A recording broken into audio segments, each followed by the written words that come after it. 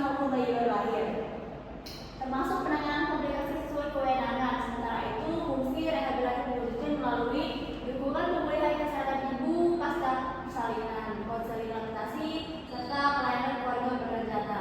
Oleh karena itu, analisis kontribusi bidan dalam keempat fungsi tersebut menjadi penting untuk mengetahui sejauh mana peran bidan mendukung pelayanan kesehatan, khususnya dalam menurunkan angka kesakitan dan kematian ibu serta bayi. Lalu identifikasi masalah kesehatan kronis, yaitu penyakit kronis adalah penyakit tidak menular atau PTM yang bersifat jangka panjang, membutuhkan pengobatan atau penanganan terus-menerus serta berisiko menurunkan kualitas hidup. Di sini ada jenis penyakitnya yaitu hipertensi. Faktor risikonya yaitu stroke, jantung, dan gagal ginjal.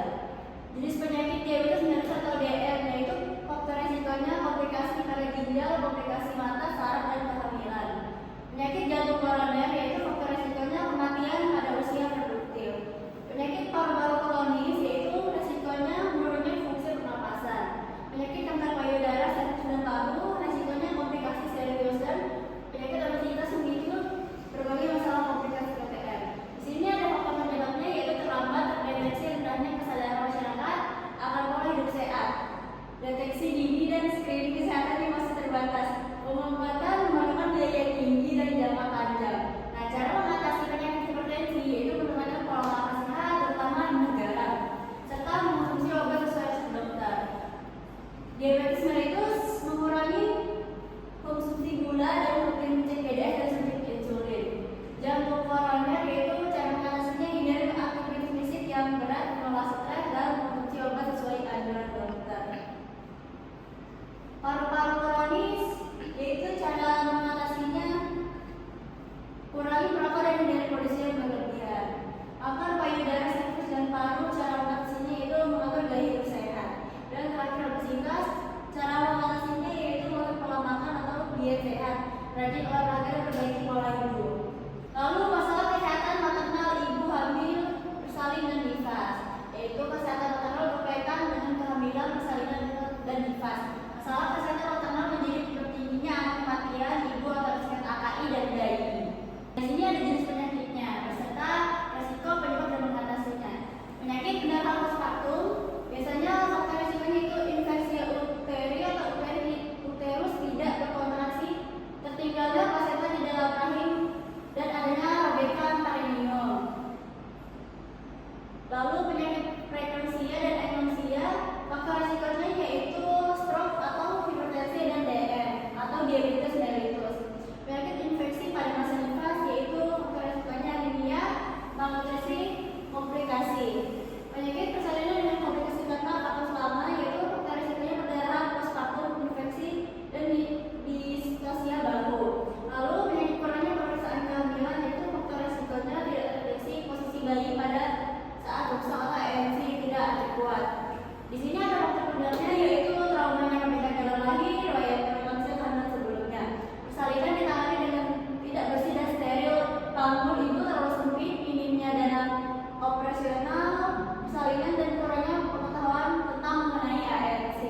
Lalu cara mengatasinya yaitu pendarahan postpartum bisa diatasi dengan melakukan uterin, meset, atau pemberian oksitosin. Lalu preeklamsia dan eklamsia bisa diatasi dengan istirahat yang cukup, kontrol tekanan darah secara berkala, dan mengonsumsi obat anti hipertensi sesuai resep dokter. Lalu infeksi pada masa nifas yaitu bisa diatasi dengan menjaga kebersihan atau kebersihan perineum atau vulva hygiene. Lalu penyakit persalinan dengan komplikasi karena paru selama yaitu bisa diatasi dengan cara melakukan pemeriksaan panggul, memberikan stimulasi kontraseptif apabila hasil lemah. Itu Yuk lanjut. yang terakhir yaitu kurangnya pemeriksaan kehamilan bisa diatasi dengan melakukan pemeriksaan ANC minimal 6 kali dan 4 kali ke bidan dan 2 kali ke dokter. Yuk. Nah, lalu kolaborasi bidan dalam bidang kesehatan masyarakat terdapat 4 fungsi, yaitu fungsi promotif. Kontribusi bidan dalam fungsi promotif adalah memberikan upaya untuk meningkatkan kesehatan ibu, bayi, dan masyarakat dengan cara edukasi, bimbingan, dan pemberdayaan agar mampu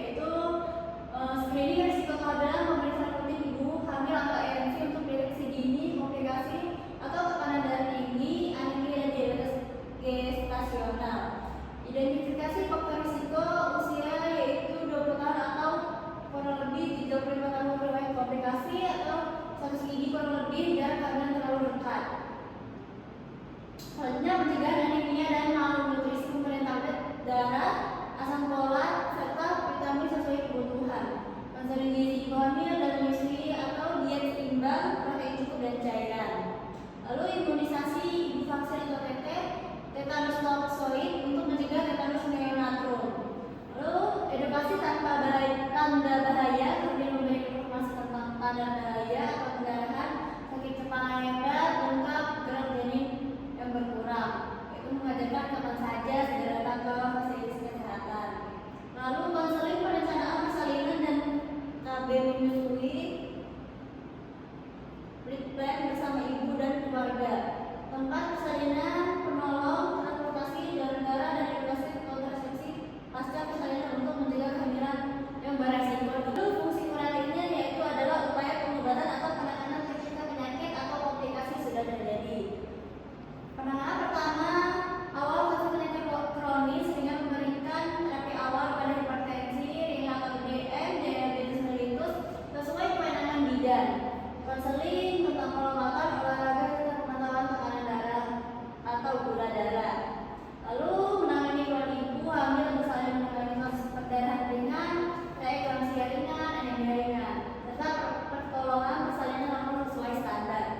Lalu kolaborasi dengan dokter dan tenaga kesehatan lain jika kasus luar kewenangan, misalnya eklamsia, diabetes mellitus tidak terkontrol, bidan segera merujuk, yaitu bekerjasama dalam penanganan pasien di ruang bersalin atau nifas. Nah, di sini pemantauan kondisi ibu dan bayi setelah dengan observasi tanda vital, kontraksi uterus, perdarahan pasca persalinan, menangani masalah menyusui awal, lalu pemberian obat dasar dan terapi sesuai kewenangan, memberikan obat untuk anemia, infeksi ringan, analgesia sesuai kebutuhan, injeksi uteropika pasca untuk mencegah perdarahan. Lalu fungsi rehabilitatif, yaitu kontribusi bidan dalam fungsi rehabilitatif atau penyuluhan dan konselor bidan berperan memberikan edukasi dan konseling kepada karyawan tentang berbagai masalah kesehatan, mulai dari persiapan kehamilan, persiapan persalinan, perawatan persalinan hingga penanganan gangguan kesehatan reproduksi.